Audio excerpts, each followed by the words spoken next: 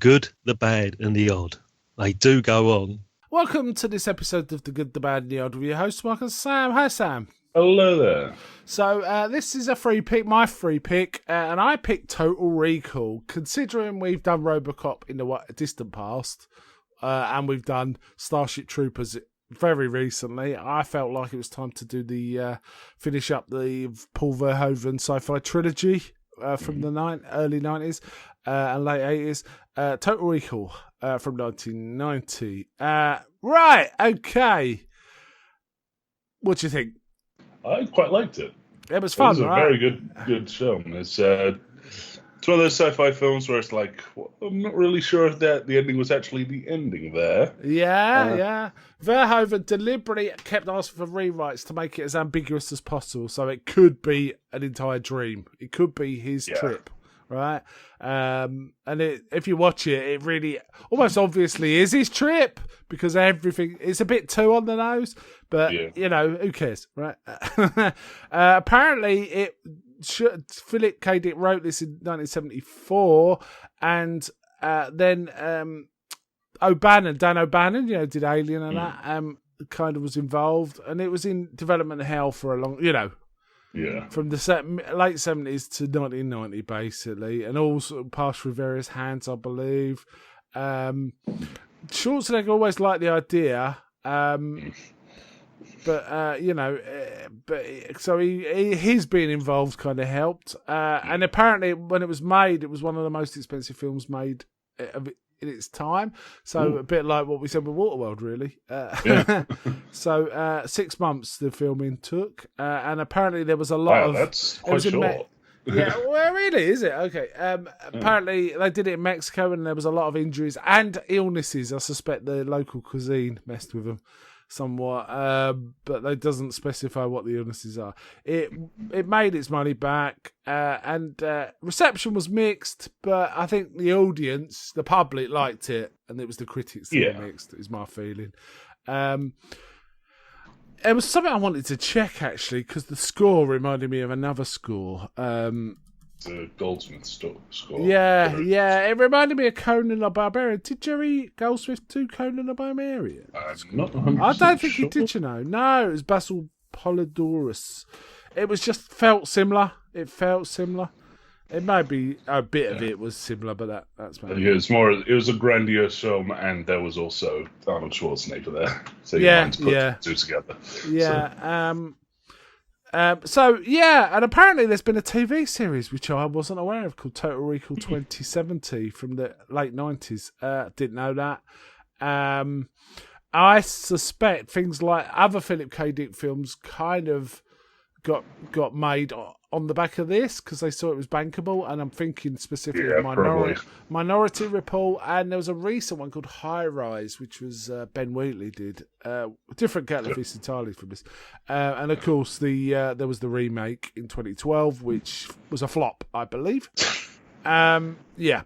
Okay, so in this, Mars is colonised, and we start with Arnie on the surface. We're looking 2080 or something. We get a brief bit of Arnie walking on the surface with a lady when he trips, falls, and goes through explosive decompression because his spacesuit gets punctured. And we see his eyes getting sucked out. Yeah. We hear the Arnie screaming, the trademark Arnie. As his eyes pop out. Austrian Wookiee sounds, you know?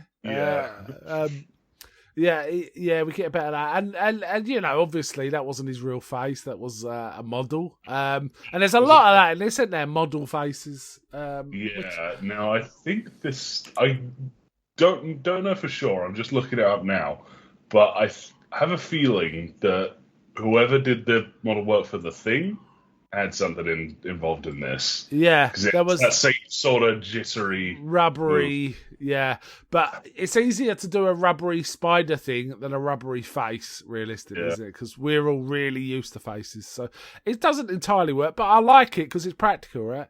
I have to mention Ronnie Cox is like the big bad in this. He was one of the big bads in RoboCop, so Verhoeven's using him again.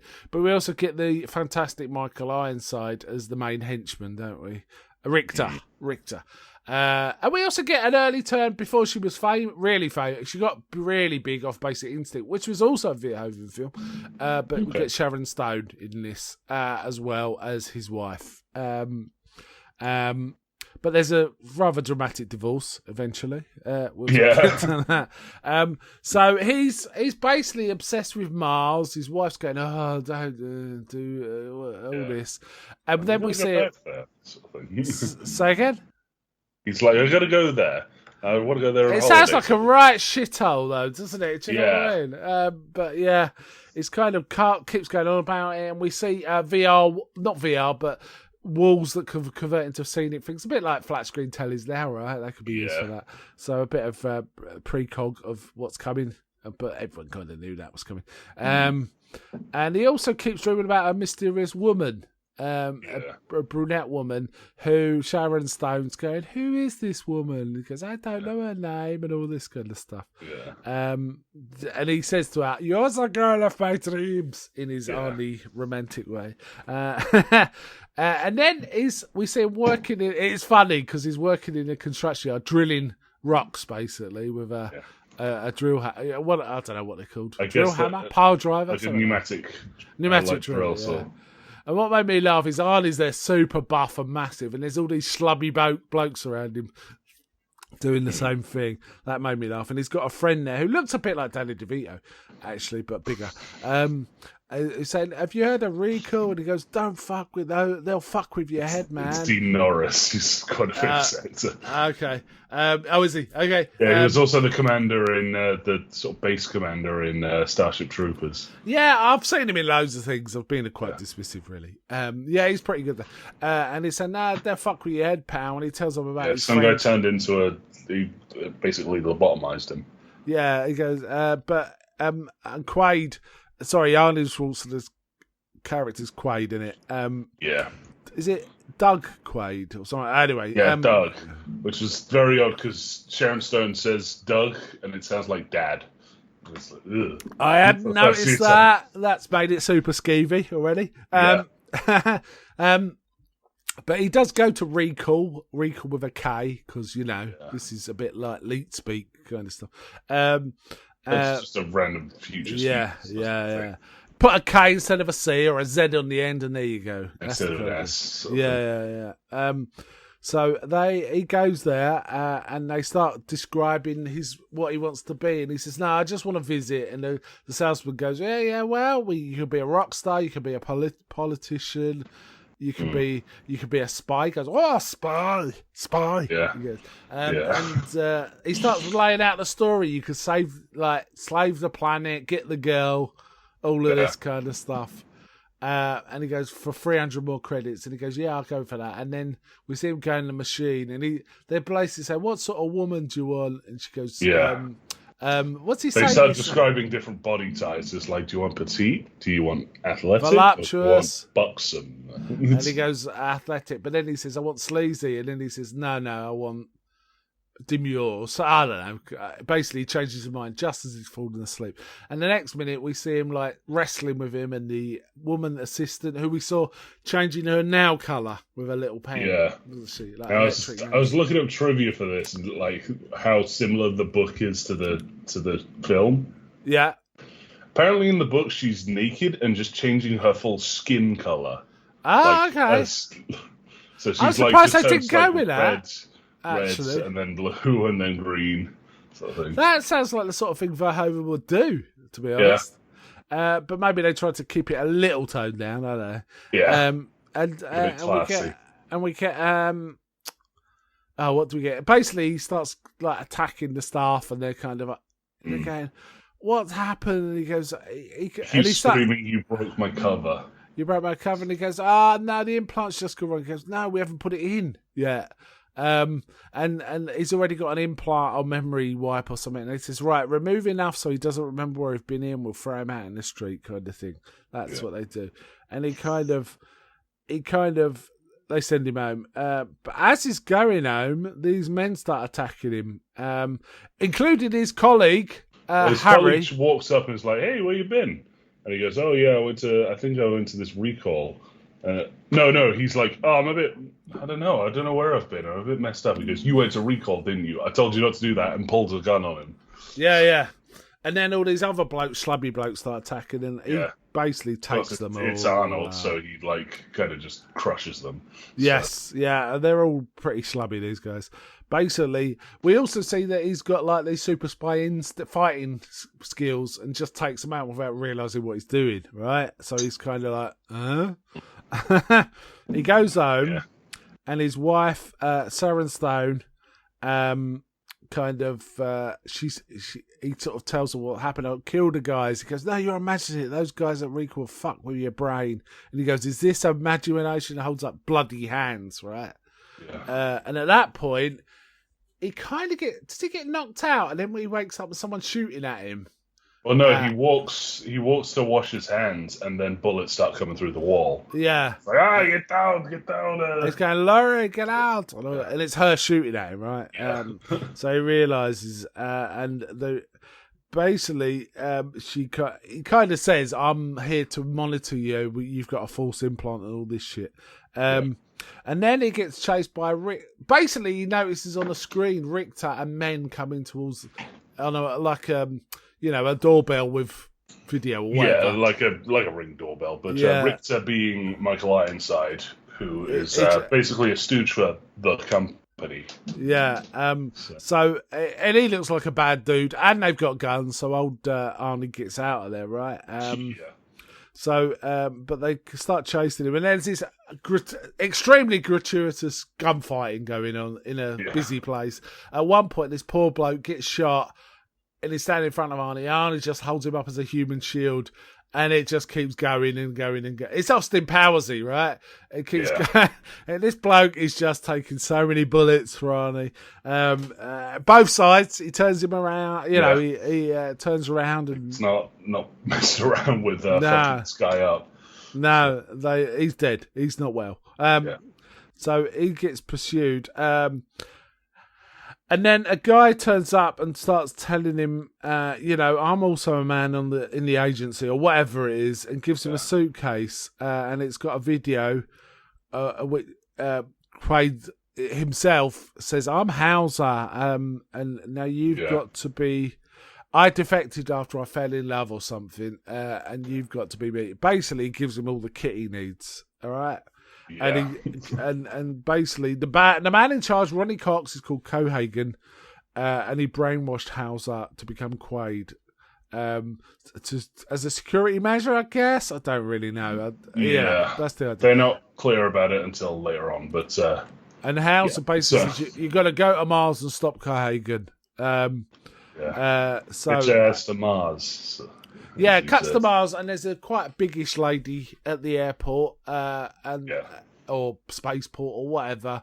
This big area, cheap looking sets, really, to be honest. Yeah, something like this. It's a little area, and she's kind of saying, "How long are you staying for?" And she goes, 2 weeks. He goes, "Have you got a family here?" And she goes, 2 weeks. And then she starts going and pulling weird faces, right? Yeah. To prepare us for the rubber head effect, right? Yeah. It's not great. Nah. And she pushes the side of her head, and a thing comes out, and then her whole head opens, and we sit and see a rubber head opens up like an Iron Man helmet. Yeah, and Arnie's underneath, but it is again a rubber head kind of thing. It's not really Arnie. But then we see Arnie toss the head to the security guys. And then says something like, "You better duck" or something.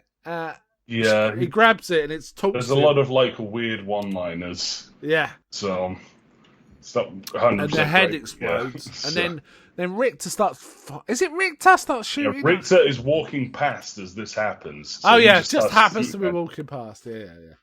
Coincidence, but he shoots, blows out the window, which obviously they're in Mars. All the air starts getting sucked out, and everyone's holding on to, like, fear, whatever they can. Security guards are getting sucked out the window left, right, and centre. And then someone manages to hit a button which shuts it all down, which means shutters come down, which stops the air decompression, but also allows Arnie to roll under a door, which is also shutting, and get away from Richter. Richter's like, "Open the door." And the guy goes, "No, they're all connected." It's like, so he can't chase him. All this. So he then goes to, but we have seen all these ads. It should be, it's a bit like Starship Troopers. We've seen all these ads of this paradise place, but Mars is horrible. Yeah, Mars is terrible. Cohagen runs it, but he runs it in a horrible way to make everyone really destitute. Maximise profits, sort of thing. And minimise safety. So there's all these mutants as well because they haven't been properly shielded from radiation, I guess? I don't really know. Yeah. So whatever they're mining, right? And there's also a rumour on the news that they've uncovered alien artefacts in this mine. And so they've shut the mine down because the mine's been shut down. And while he's on a shuttle tube, and there's some cool model work in this. You see whole sort of areas of Mars as models, don't you, with trains? And shit. Yeah. But you can tell it's fundamental, isn't it? Yeah. But there's a bit on a train where he's looking at the mine, and the guy goes, "Hey, buddy, they shut down that mine. I used to work there, and I'm out of a job now." And he goes, didn't they? Wasn't that a rumor about the aliens? He goes, yeah, rumor, right? Okay, yeah, yeah. And then that's the last we see of him. And then what happens next? Does he go see? He goes to the Hilton because that was one of his instructions was you got to go to the Hilton at this specific room, wrap a and wet towel around your head. Yeah, wrap a wet towel around your head because we forgot about the microchip removal. There's a bit where gruesome microchip removal. He has to stick a thing up his nose, and it pulls out basically a very large ping pong ball up his nose to uncover a tiny little bug thing. Well, it ain't tiny, but it ain't. It's a really massive container for a little. It looks kind of like a little bullet, but I don't. See, the thing is, I don't think the claw grabbed hold of the container because the container opens around the claw. So I think that's something the claw may have just done. Produced. To smooth but it's it. pretty grim, pulling out a large ping pong ball out your nose. Still the size of a ping pong ball. Out of his nose. It's the same, Arnold, groaning face that we saw earlier for the decompression. Yeah. Then... the bad guys have been tracking him with this, so that's why the reason he wouldn't out. But then he kind of puts it in a lump of meat and throws it to the rats. Yeah, and the rats run around. Runs away. And we get a protracted comedy sequence of a guy going, "He's over there," and they just light up the area. And there's a couple of seconds pause and goes, "No, he's over there," and does it again. And the rat's running around super fast, basically. But we don't think the rat's eating it. It doesn't really work, to be honest. But anyway, he's got away. Then he goes to the Hilton, and then there's a knock at the door, and this doctor comes in and tells him he's having a schizoid episode. I think he says. And if he doesn't come in with him, he's going to be permanently catatonic, basically. Yeah. And he just basically lists off, it's like, oh, yeah, you found the woman of your dreams, straight away. You did this, that, and the other, like you asked us to do. So he explained everything that was described as his package holiday has happened so far, basically. Yeah. Oh, we should have mentioned he actually does meet the girl. He goes to this... Because all he's got in the case is a little flyer for this place in Venusfield. He goes there and asks for Mel, Melinda... It's basically a red light district. Yeah, and there's midget prostitutes, there's free-breasted prostitutes, there's all that. And there's mutants, and one point, one bloke says to him, you got a lot of nerve showing your face around here, but this bloke's got a brain for a face. Yeah, he's his face is pretty much overgrown. Yeah, and he says to Quaid, you got a lot of nerve showing your face around here, and he says, look who's talking! Anyway, Mel... Don't punch down like that. Mel is pleased to see him, but also slaps him, and he says, I've been brainwashed. I've only just found out. I don't even remember you and all this kind of stuff. That all happens. Does he also meet the comedy taxi bloke who... Not robot. There's a robot one, but there's also a real taxi guy. Yeah, so there's Benny, the real taxi guy, who shows up a bit before that. I think he also takes him to the Venusville, the first time. Yeah. So we see after that, this place is a bit sleazy, but not that sleazy, to be honest. It's a brothel. Well, yeah, but it looks fairly clean and well lit and stuff. It's You literally get introduced to one of the most famous sci-fi prostitutes ever. yeah, with the 3 breasts. Yeah. Right? Yeah. So they. Oh, what happens next? Oh yeah, we also find out. Oh yeah, of course, a massive shootout stuff. But we also find out there's also been some backstory about the leader of the resistance, a guy called Klaatu or something, Quato. I can't remember. So they're kind of talking about seeing him. There's another bloke kind of helping Melinda, who's become significantly. Melina, sorry. So they basically Melina kicks him out. And then we get to the psychiatrist kind of telling him he needs to come in, and he goes, so if I put a bullet in your head, it won't. He goes, it's no difference to me. It's your dream, but if you do that, you will be stuck in a catatonia. But he shoots him in the head anyway because he sweats, and he sort of rationalises. You don't sweat in dreams. Also, he brings his wife in too, don't we? Bring Laurie in. He says, "Come back, Quaid," and all this. And he goes, I love how she's not even being that convincing about it. It's like, yeah, you should come back. Yeah, mm-hmm. Yeah, and I really want this. Something. So he shoots the She tries to kill him, but he manages to throw her off, and then he's got a gun on her, and she's saying, "You can't kill me. We were married. I'm your wife," and all this. He goes, "I want a divorce," or something, or consider that a divorce, or something like that. And he shoots her in the head. Yeah. I have to say, Roger Moore as James Bond delivers them way better. But Arnold's all right in the right films. He does some good one-liners. The only film he does terrible one-liners, really bad all the way through, is Batman, the Batman movie. Oh God, that's bad. No, I disagree there. Do you think he gives epic deliveries to his one-liners? Yeah, to the lines he's got. Yeah. Oh dear. It's just not very Mr. Freezy. So no, that's true. Anyway, he gets captured, but then Melina steps in and sort of helps him out. That's where he kills Laurie. And then they escape. And Benny, a designated girl fight. They have a bit of a cat fight. Oh, yeah. Yeah, proper. Okay. Okay. That's me doing a cat fight. What? Yeah. Okay. Yeah, I got it. So then the rebels lead him to where he can meet Quato, who turns out to be the man we met earlier, but living as like a symbiotic organism person, like, I don't know, co-joined twins kind of thing. Yeah, there's like a smaller guy on this guy's chest. Yeah. So. And Quato's psychic, so he can read Quaid's mind.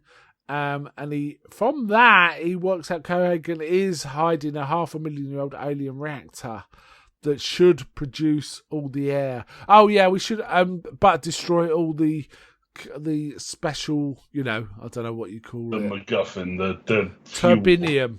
Yeah, that's the stuff. What's the stuff in Avatar? I was thinking of that. Unobtainium. Unobtainium, yeah.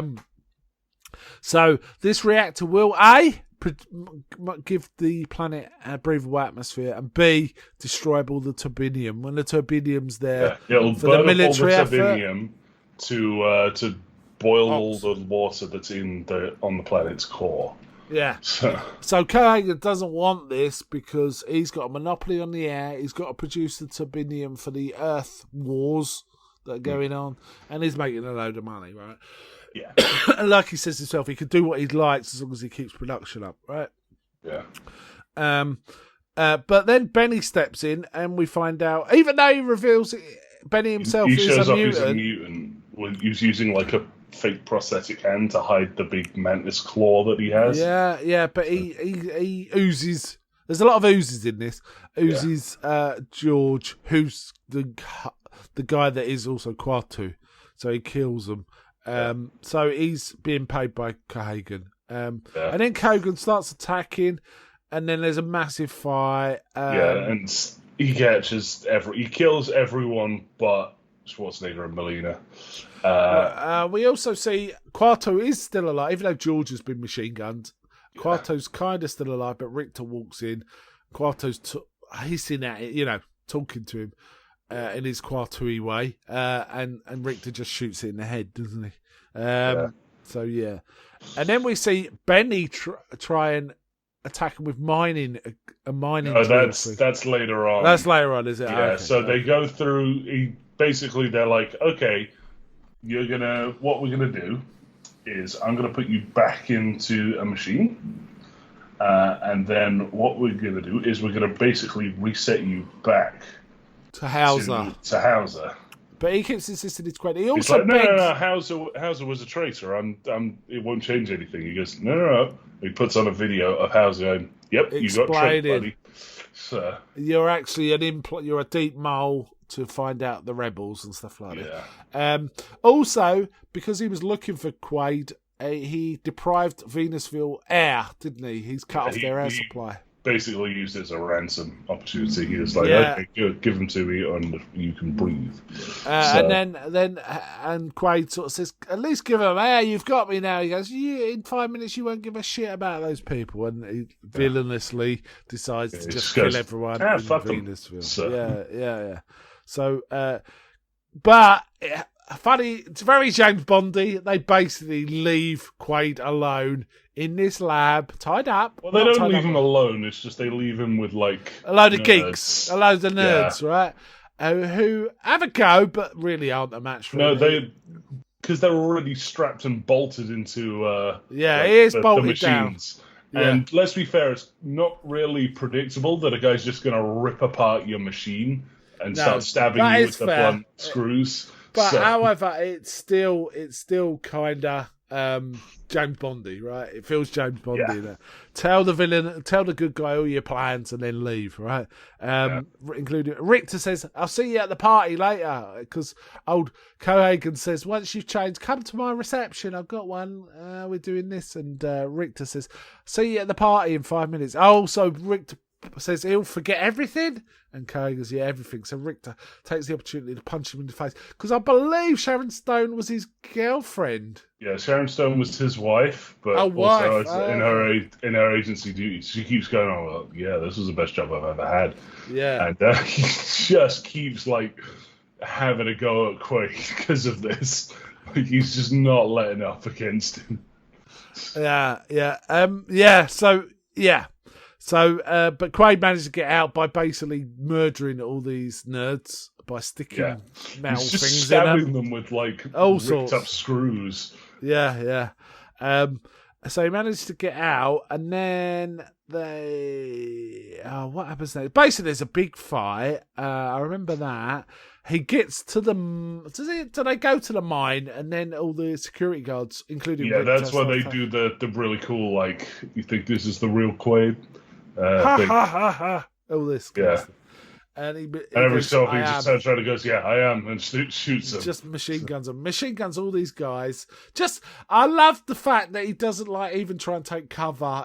And the girl as well. They just stride out into the middle and start machine gunning people. Yeah. No sort of actually gets anyone shooting back. We also get Richter chasing him, but there's a point where Richter grabs him, but he's going up in a lift, and he holds Richter's arms. Yeah, he like rolls over so Richter is like hung off the edge of the lift. Yeah. And it's just his arms on the lift, and it crosses, like, it goes up a floor, and chops his arms off. And Arnie's deliberately holding his hand so he can't let go as well. Yeah. And then he just throws the arms back and says, "See you at the party, Richter." Yeah. And then they get to the room with the alien stuff, and there's like a weird handprint with 3 fingers instead of 4, like a palm. And Cohagen's like laughing, "This is not going to happen," and he's got the upper hand. But in the end, they basically blow out the walls. So there's decompression. Yeah, everyone rolls down. Everyone gets sucked out. He's able to push the button. Yeah. Even though he does do it, but him and the girl get sucked out, and we start seeing their eyeballs getting sucked out and all this, but then all the air gets released, all the Venusville windows smashing, but it's fresh air, so it doesn't matter, and it's a blue sky. But luckily, all this trauma to their heads doesn't seem to matter, and they just go. Yeah, they just kind of like their eyes. They recover instantly. Back into their heads Yeah. And like, then, okay. And then Melina's like, oh, we did it. And he goes, Quaid's like, hold on, I've had a horrible thought. This might all be a dream. And then she says, well, kiss me before you wake up. And they kiss, and it ends. I love that. That's how they brush it off. It's like, maybe it was, maybe it wasn't. Fuck it. Yeah, who cares? It was really fun. I really, really enjoyed this. It's a bonkers film. And there's some iconic stuff. I like the bit where the midget prostitute is on the bar machine gunning guards. That was awesome. That was kind of awesome. Yeah. There's some really fun stuff going on in this. Anything else to add? No, not really. Not that I can think of. I have to say the midget lady, prostitute lady, is credited. Gotta stop using that word, man. That is a slur. Which one? Midget? Is it? Yes. Sorry, I do not use it offensively. I did not. The short lady is credited as Thumbelina. Her character's credited as Thumbelina. Okay. Any final thoughts? No, it was a really good thing. From what I've heard, Philip K. Dick's kind of an asshole. So I like that there's all these good adaptations of his books that kind of overshadow his books. So okay, some of his I've read a bit, and it's a very interesting. I've read Do Androids Dream of Electric Sheep, for example, which is Blade Runner, and I've read some short stories where he talks about an eagle. Basically, it's in the mind of an eagle, which is really interesting writing going on. But I haven't read anything else, so I don't know anything about him as an author, so I don't know any of that stuff. Andy Dick is what I'm thinking of. Never mind. Yeah. Philip K. Dick just wrote quite complex, sophisticated sci-fi in the early 70s, I believe. So I wouldn't mind actually picking up a collection of... He did short stories and novels, I believe. Maybe he did more like novellas. I'm not really sure. But a lot of his stuff... Well, some of his stuff's been adapted quite successfully. The thing I've read about this, the book of Total Recall, which is called We Can Remember It For You Wholesale. It's basically just the first part of the film before he actually leaves. Oh, okay. Okay, so it's almost like the Act 1, right? Yeah. Yeah. So apparently Cronenberg was in the frame to direct this. That would have been a different kind of film. Christ. Yeah. Now, Verhoeven made this a fun, interesting film, didn't he? You know? Basically, Cronenberg wanted to do much more like the original novel, whereas the writers wanted something more like Raiders of the Lost Ark Goes to Mars. That's really what they were aiming for. Sure. And apparently Richard Dreyfuss was in the frame for the lead role, which, again, entirely different film. I think Arnie totally works in this. I think it's quite a good vehicle for him. It's really good. It is fun. And apparently other actors considered for Quaid were Christopher Reeve. That would have been interesting, right? Yeah. And Jeff Bridges. Both of those would have been interesting choices. And De Laurentiis could basically kept the budget quite low because he'd taken a loss with Dune. Yeah. So he didn't even want Mars to be in it, but they kind of argued him around, which is probably why it was looked to be fairly cheap for what we got, but still effective. I think it was fun. It's easier in some ways to suspend your disbelief for practical effects than CG, isn't it? Yeah. You just feel you're in the moment more, I think, whereas CG kind of drags you out of it. Really, a lot. Yeah, so fun film. I like the effects. They weren't great, but they were good, and they were quite impressive. But they were like you could see them, right? You could see the effects. We also forgot to mention the bit with the where he walks through like an airport, and there's like a skeleton CG fight. Oh yeah, that was cool. He runs through the X-ray machine, and you see skeletons fighting basically and shooting each other and stuff like that. But yeah. Kind of fun. So that kind of finishes up. There's plenty of other Verhoeven, but they're much more sleazy. I don't want to watch Showgirls. No, okay, fair enough. But yeah, there's others. But yeah, it was fun. I enjoyed myself quite a bit. So are you glad I picked this? Yeah, this is a really good film. I should mention we were going to do a comfy chair. We completely forgot. We did even plan it just before we started. I completely forgot. Went straight to the. But we'll do it next time. We'll just do a comfy chair next time. We do a your pick, all right? Your free pick. We'll do it then. Yeah. So a lot of fun. Yeah. Right. Okay. Do you want to score it? I'd score this about a 7 or 8 out of 10. Yeah, I did score it 7, but the more I thought about it, the more I thought, you know what? I think it's a little better than that. So I finally settled on an 8 out of 10 as well. So, yeah, it's a 4 out of 5 for me, really, you know, if I'm using letterbox scoring. Yeah, and I quite like the soundtrack too. I think I mentioned it at the beginning, but I thought it was a pretty solid piece of music. Very bombastic, but suitable for the material. So yeah, it was fun. I liked it. Okay, let's wind it up there. So bye from me. Bye.